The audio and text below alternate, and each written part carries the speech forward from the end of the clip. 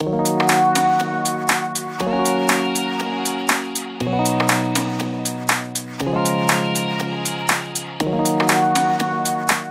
welcome back to the channel. Today I wanted to go over some of the best video export settings for your DJI Mavic Air or DJI Spark to YouTube or Instagram. The concepts here can also be applied to other drones as well. I just happen to own the Mavic Air and the Spark.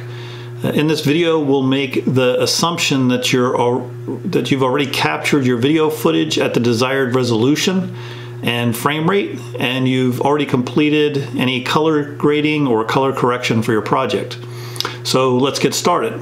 First, let's talk about the best video compression export settings, which is currently H.264 and MP4. These maintain a good level of image quality while keeping the file size as small as possible, and are industry standards used with nearly all video editing software. I'm still bouncing between Adobe Elements 14 and Adobe Premiere Pro Creative Cloud 2018, and both compression settings can be found in the drop-down menus of these software packages. These are also both the recommended upload encoding settings as suggested by YouTube. I'll post a link below in the comments for anyone who's not already familiar with the YouTube's recommended encoding settings. So check the links out below.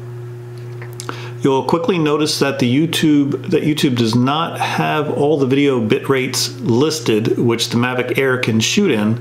Again, these are just suggestions by YouTube, so take them as that, suggestions. Additionally, MP4 and H.264 are both existing video formats used by the Mavic Air and the Spark, so it makes sense to retain and keep these formats when exporting your footage to YouTube. The Mavic Air can also export in MOV format, but because we're talking about exporting to YouTube and it's what YouTube recommends, you'll want to stick with the MP4 as your format.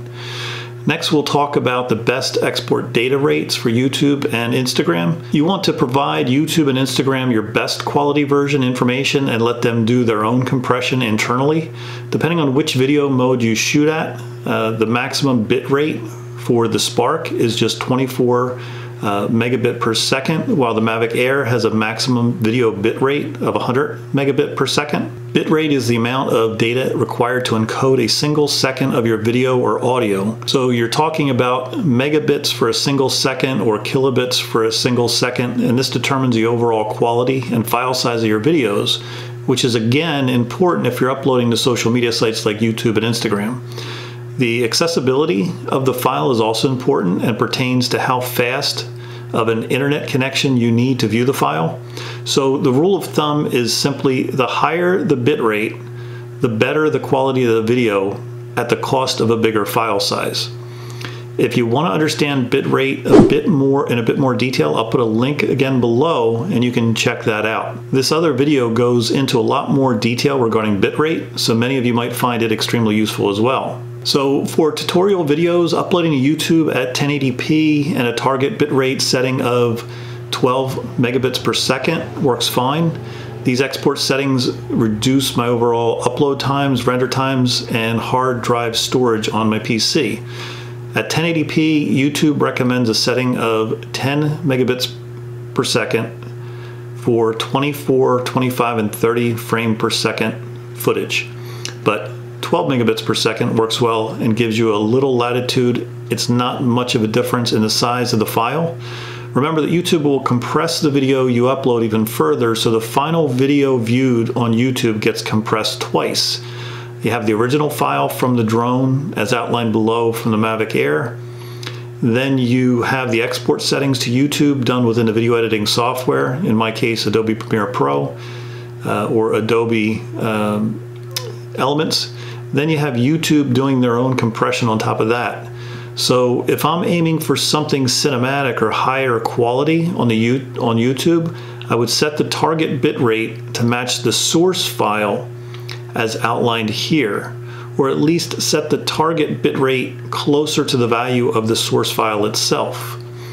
It's a balancing act between how much compression the file is getting and the overall size file size itself. If you make the file size too large, you'll be waiting for an hour or more for footage to upload, which just isn't practical in most instances. Just remember, a 4K video file will be significantly larger than a 1080p file and require a significant amount of space to store.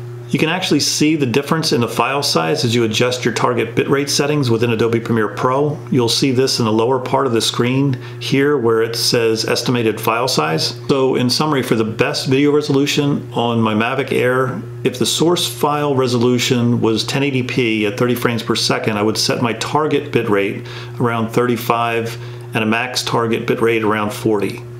If I'm shooting something higher, like a 2.7K video resolution at 24 frames per second, I set my target bitrate closer to 50 and a maximum target rate around 55. So once you have everything set up the way you want it and you want to export it to YouTube, what you want to do is come here, File, Export, Media.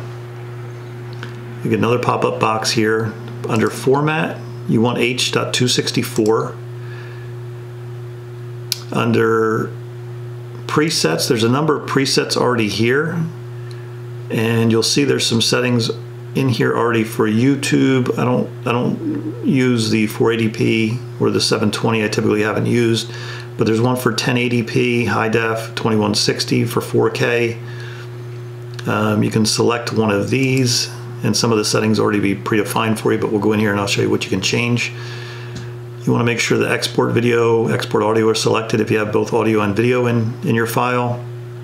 Then you're going to see under summary settings here, this is your output setting and your source setting. You want to look at your source setting and see that your source was 2720 by 1530 in this example at 23.976 frames per second. So what I want to try to do is match my source information to my output.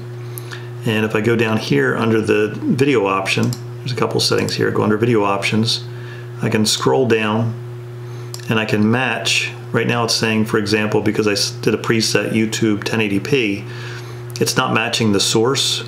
So I can simply click here, match source, and you'll see that it updated automatically to 2720 by 1530.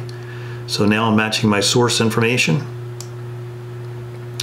I'm going to leave everything else the same. The frame rate should also again match the source as 23.976, progressive, square pixel 1.0. Again, everything matching the source information above. I'm going to leave the TV standards. Everything's going to be preset. What I do want to select is rendered at maximum depth. That's going to give me a little better quality. I'm going to also update the bit rate encoding to variable bit rate, VBR2 pass.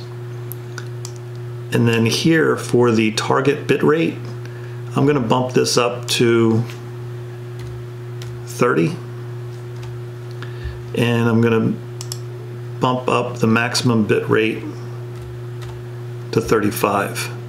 Now what you'll notice that does do is it's going to change the file size, your estimated file size down here. So this right now says 396. And if I move this up or down, let's say I change the target rate to 25, you're going to say it changed to 330. So I kind of try to find a balance between the target bit rate and the file size. I don't want to go too crazy with making this file too large. And if I adjust the maximum bit rate, it doesn't make any difference to the file size in the end. So if I bump maximum to 40, it's still 330 down here. So the value I'm more concerned with here is the target bit rate. So again, if I change that to 30, you see the file size changes to 396. And again, I'm trying to get closer to match my source frame rates or target bit rates. And if you're not sure what the original frame rates were, you can see it right here in the source information. But 30 and 40 would be plenty. I actually can make this 35. And scroll down. And then you also want to select use maximum render quality. And then once you have all those settings, just click export. It'll start exporting the video. And you'll see it says pass 1 of 2. It'll start doing pass. Once it finishes that, it'll do a second pass. And that's it. At that point, you can take the exported file from your desktop, laptop, and upload it to YouTube. And if you don't like the quality of the video, you can always go back in here and make some further adjustments based on the recommendations that I made earlier in this video, or the recommendations you also see within the YouTube guidelines as well. Now, when it comes to Instagram, what you do not want to do is try to use the same file to upload to YouTube and try to use it for Instagram, because Instagram has its own rules and upload standards. This just won't work most of the time. Additionally, Instagram only allows you about a 60-second or 1-minute video. Because Instagram and YouTube are two different platforms, you want to optimize your video for the platform you'll be uploading to get the best picture quality. Also, Instagram does a ton of compression on their end, more so than YouTube, so what you start with isn't what you'll end up with quality-wise after you upload. So here's what I recommend for your export settings for Instagram. H.264, 1280 by 720 resolution, even if it's a 4K video, or 640 by 360 is also good. 30 frames per second or less. Progressive field order. Square pixel 1.0. The profile you can use as main, level 3.2. Actually, the level 3.2 should be the first setting you apply before anything else, because it does affect other settings. So go in and set the level first. Target bitrate of 3, maximum bitrate of 4. Max bitrate depth and render quality should be set, and render at maximum depth. If you've got nothing else out of this video, I hope you'll remember just one thing. There's no one single export setting to use for optimizing your videos on YouTube. Your settings are dependent upon the original source files used and the project goals. Many settings will work, but this tutorial will give you a better understanding of how to dial in those settings. I hope you found this information helpful, and I do thank you for checking out the channel. If you're new to the channel, I hope you'll think about subscribing. And if you're an existing subscriber, I do thank you. Until next time, happy flying.